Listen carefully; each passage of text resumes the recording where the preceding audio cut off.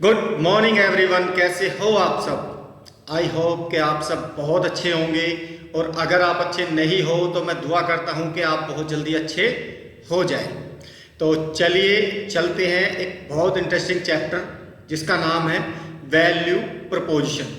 Value preposition क्या होता है और कैसे इसको कैलकुलेट किया जाता है, इसके बेनिफिट्स क्या होते हैं, थोड़ा इसको समझते हैं। और ये चैप्टर 8 होगा। चैप्टर 8 का पार्ट 1 हम आपको बताने जा रहे हैं। इसमें आप बहुत ध्यान से समझना वैल्यू प्रपोजिशन क्या होता है, ठीक है।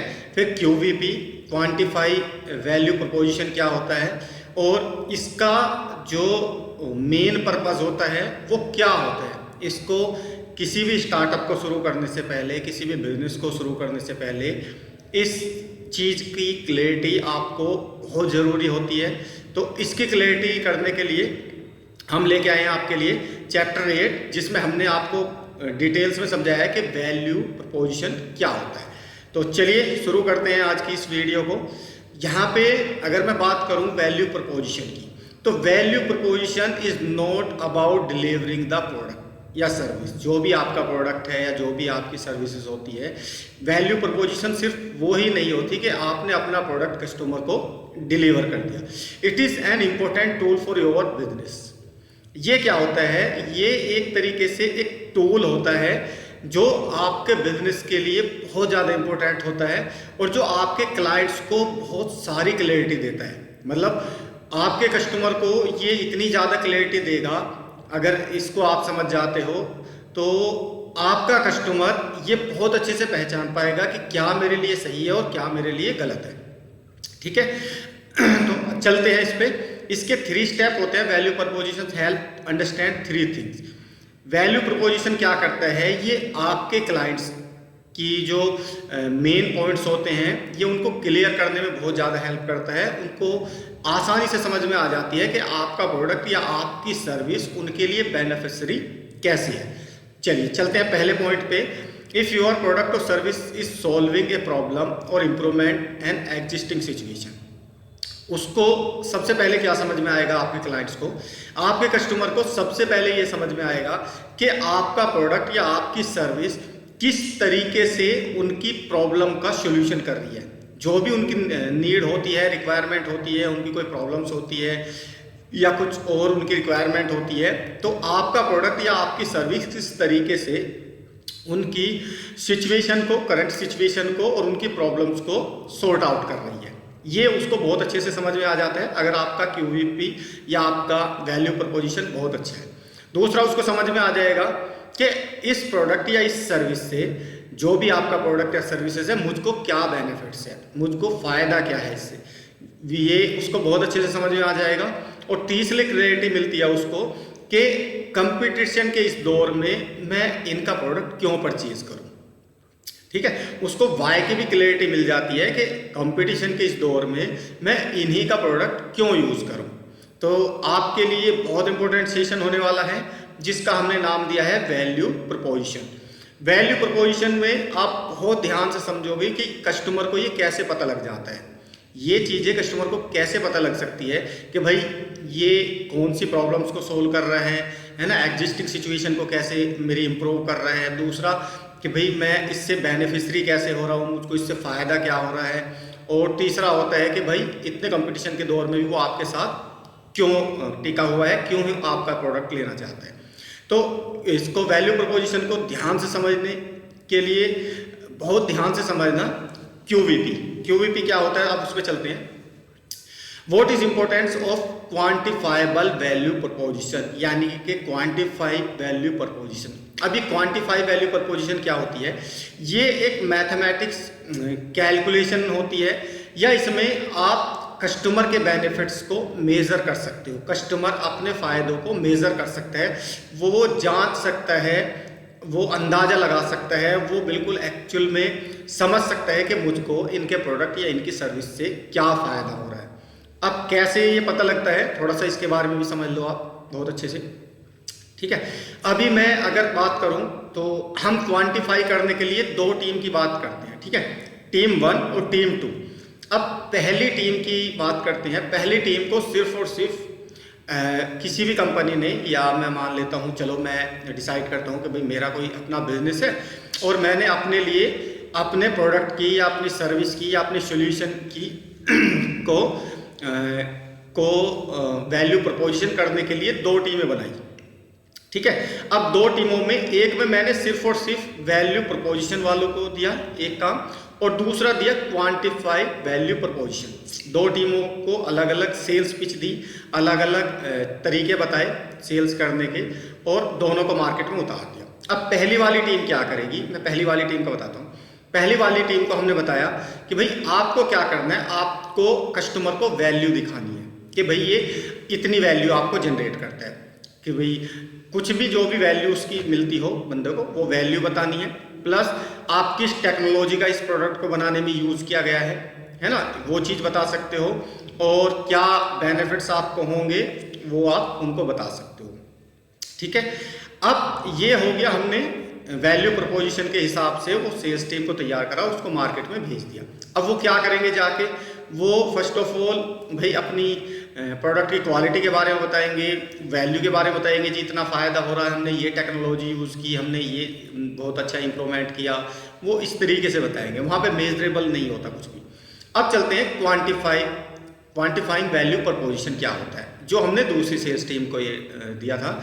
अब इसमें हमने क्या बताया उनको, हमने उनको बताया, जैसे विद एग्जांपल मेरी एक बाइक बनाने वाली कंपनी है, एक एग्जांपल ले लेते हैं, और मैंने दूसरी टीम को बाइक के जो फीचर्स थे वो बताया, सिर्फ वैल्यू बतानी है आपको जी, ये सस्ती पड़ती है दूसरों से, क्या पड़ती है, सस्ती पड़ती है दूसरों से ज़्यादा एवरेज देती है, और दूसरों से ज़्यादा मजबूत है, दूसरों से ज़्यादा कीमत की भी कम है। आपको ये बताना है, मोटा मोटा ये बताना है, बट आपको मेजरेबल आंकड़े नहीं बताने। मेजरेबल आंकड़े क्या करते हैं, जो क्वांटिफाई वैल्यू प्रपोजिशन होता है वो क्या करता है, वो चीज़ों को मेज़र कर देता है बहुत इजीली स्टेप में। तो अब दूसरी टीम की बात करते हैं। दूसरी टीम को हमने क्या गाइडलाइन दी, उनको कैसे बात करनी है। उनको मैंने बताया कि सपोज हमारी एक बाइक मैन्युफैक्चरिंग कंपनी है और हमने नई बाइक लॉन्च की है। अब उस बाइक का जो फीचर्स की बात करूं, या मैं उसकी वैल्यू की बात करूं, या उसके बेनिफिट्स की बात करूं, तो यहाँ पे हम इन चीज़ों को मेज़र करने लायक बनाएंगे, यानी क्वांटिफाई करेंगे। कैसे, पहला पॉइंट मैंने दूसरी टीम को बताता हूँ कि आप जब भी सबसे पहले कस्टमर के पास जाए तो उससे बात करें कि सर ये हमारी पहली बाइक है, ठीक है, जो हमने मार्केट में लॉन्च की है। अब इसको क्वांटिफाई कर देते हैं। सबसे पहला जो पॉइंट्स होता है सर, ये दूसरी बाइक से 10% ज़्यादा एवरेज देती है। कंपटीशन में जिसको भी आपने रखा हो, दूसरी बाइक से 10% ज़्यादा एवरेज देती है। विद एग्जांपल, अगर मान लो कोई बाइक 50 का एवरेज देती है, तो मेरी बाइक जो है सर वो 60 का एवरेज देगी। कितने का एवरेज देगी? 60 का। 1 लीटर पेट्रोल में 60 किलोमीटर आपकी बाइक चलेगी, अगर आप एवरेज बाइक यूज़ करने के शौकीन हो। दूसरा बेनिफिट्स क्या बताओगे, उसको समझ में आ जाएगा कि ये बाइक 50 का एवरेज देती है 1 लीटर में, और इनकी बाइक 60 किलोमीटर का मतलब 60 का एवरेज देगी, यानी कि 1 लीटर में 60 किलोमीटर चलेगी, और जो दूसरी बाइक है वो 1 लीटर में 50 किलोमीटर चलेगी। उसको समझ में आ गया कि 10 किलोमीटर ज़्यादा चलेगी 1 लीटर में। और क्वांटिफाई करते हैं। अब दूसरी बाइक की अगर मैं कॉस्ट की बात करूं, तो सपोज मान लो उसकी कॉस्ट 50,000 रुपये, लेकिन आपने क्या किया, उसमें कॉस्ट में भी कम कर दी, कॉस्ट में भी उसको कम कर दिया। आपने बोला सर दूसरी बाइक जो भी आप लोगे वो 50,000 से कम की नहीं मिलेगी आपको, बट हमने ये और भी सस्ती बनाई है, इसकी कीमत ओनली 40,000 है। अब कस्टमर को क्या पता लगा, कस्टमर को पता लगा कि दूसरी बाइकें ऑलरेडी 50,000 से कम की नहीं है एवरेज बाइक, लेकिन ये 10,000 रुपये सेविंग कर रही है, यानी कि 10,000 रुपये सस्ती भी मिल रही है। एवरेज ज़्यादा है, ये क्लियर हो गया आपको कि भाई एक तो एवरेज ज़्यादा दे रही है, ठीक है। आपने बोल दिया कि अगर दूसरी बाइक 1 लीटर में 50 किलोमीटर का एवरेज देती है, तो ये बाइक 1 लीटर में 60 किलोमीटर का एवरेज दे देगी, यानी कि 1 लीटर में 10 किलोमीटर का आपको फ़ायदा होगा। उसके बाद सस्ते में आपने उनको क्लियर कर दिया कि कोई भी बाइक 50,000 से कम की कीमत में मार्केट में नहीं है, लेकिन मेरी बाइक ऑलरेडी 40,000 में। तो यहाँ पे आपने क्या दिखाया उनको 10,000 रुपये की सेविंग दिखा दी, क्वांटिफाई कर दिया कि 10,000 का बेनिफिट्स होगा। दो चीजें हो गई। अब अगर तीसरा भी कोई बेनिफिट्स है तो उसको भी क्वांटिफाई कीजिए, चौथा कोई बेनिफिट है तो उसको भी क्वांटिफाई कीजिए। ये बेनिफिट्स क्या होते हैं ना, इसमें क्या होता है, इसमें कस्टमर को बहुत इजीली समझ में आ जाता है कि भाई मुझको क्या फायदा हो रहा है। एक होता है कि भाई आपने क्वांटिफाई नहीं किया, आपने किसी भी चीज को मेजरेबल नहीं किया, बस बंदा बोल रहा है, अब सामने वाले की समझ में कुछ आ रहा है कुछ नहीं आ रहा। लेकिन जब आप चीजों को क्वांटिफाई कर देते हो ना तो उसको बेहतर तरीके से चीजें समझ में आती है, वो बहुत अच्छे से समझ पाता है कि मुझको क्या फायदा होगा। अब सपोज अगर किसी बंदे को एवरेज बाइक लेनी हो, आपकी बाइक मजबूत भी है ना, और सस्ती भी है और एवरेज भी ज़्यादा देती है, तो कौन नहीं लेना चाहेगा भाई। आपने ऑलरेडी सब कुछ क्वांटिफाइबल कर दिया ना, मेजरेबल कर दिया उनके लिए, वो आंक सकते हैं। अब वो एक बारी ट्राई करके जरूर देखना चाहेंगे। अब उनको एवरेज अच्छा मिला, उनको 10,000 रुपये सस्ती पड़ी, उनको मजबूत भी गाड़ी अच्छी मिली, भाई काफ़ी अच्छा लोड ले लेती है, कोई दिक्कत नहीं, और आपकी सर्विसेज और आपके जो भी कुछ है वो आप ऑलरेडी दे ही रहे हो, तो वो कहाँ जाएगा फिर, वो फिर मैक्सिमम तो वो आपका अच्छा कस्टमर बन जाएगा ना। तो क्वांटिफाई का मतलब ही ये होता है सिर्फ और सिर्फ कि आप मेजरेबल आंकड़ों के हिसाब से कस्टमर को उसके बेनिफिट्स बताएं। ऐसे खामखा के भाई फालतू की बातें करने से कोई फायदा नहीं है। उससे क्या होता है ना, उससे कस्टमर को इजीली समझ में नहीं आता कि मुझको क्या बेनिफिट्स है। अगर आप किसी भी चीज को, किसी भी प्रोडक्ट के, किसी भी सर्विस के बेनिफिट्स को क्वांटिफाई कर दो, ठीक है, तो वो बहुत ज़्यादा अच्छे से क्लियर हो जाती है और बहुत अच्छे से कस्टमर को समझ में आता है कि मुझको फ़ायदा क्या होने वाला है। आप कभी भी कोई भी प्रोडक्ट या कोई भी सर्विस लेके जाना मार्केट में, कभी भी जब भी आप जाओगे तो सबसे पहले जो क्लाइंट्स होगा, जो कस्टमर होगा, वो सबसे पहले कहाँ ध्यान रखता है, अपने प्रॉफिट पे, अपने फ़ायदे पे, मुझे क्या फ़ायदा होगा।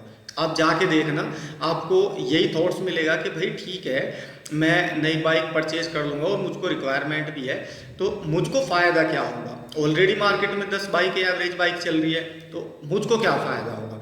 तो कंपटीशन से हटके अगर आपके पास कुछ क्वांटिफाई, मेजरेबल, बेनिफिशियरी, उनके लिए कुछ अलग चीज़ है, अच्छी चीज़ है, तो डेफिनेटली वो आपके साथ आपके प्रोडक्ट को परचेज करना चाहेंगे। तो इसको बोलते हैं QVP। इसमें आपने क्या किया, इसमें आपने बहुत अच्छे से एक मेजरेबल, एक आंकड़ों के हिसाब से उस कस्टमर को ये सारी चीज़ें बता दी कि इससे क्या फ़ायदा होगा और कितना फ़ायदा होगा आपको, है ना।